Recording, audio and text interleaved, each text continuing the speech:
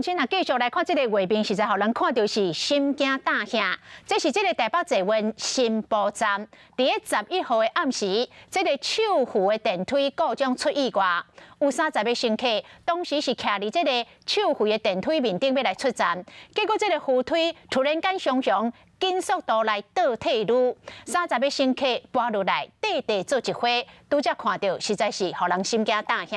台北捷运发声明来道歉，嘛承诺会赶紧来维修，而且伫拄则开记者会提出着相关的报告。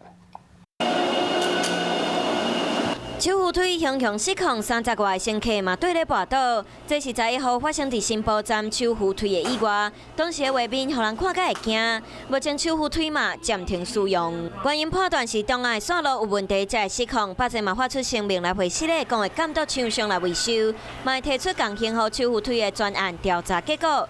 不过代志发生3天，要是无做说明，嘛讲袂出其他站敢有相共幸好手扶梯，互那列议员拢跳出来质疑。另外，议员柯秀华伫面册公布北捷的电梯保养单，伫事发前几工仔拢较正常。北捷的手扶梯有2个档案系统全部失灵，要求北捷当作李文忠下台。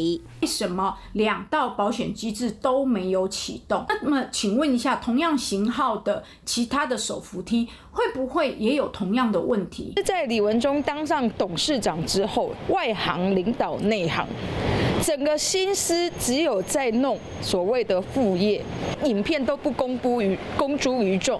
记者打电话给台北捷运，北捷回应要搁调查清楚，才会当说明。真侪台北的民众拢是坐捷运通勤，乘客安全敢有受到保障？那里拢希望北捷会使赶紧交代清楚。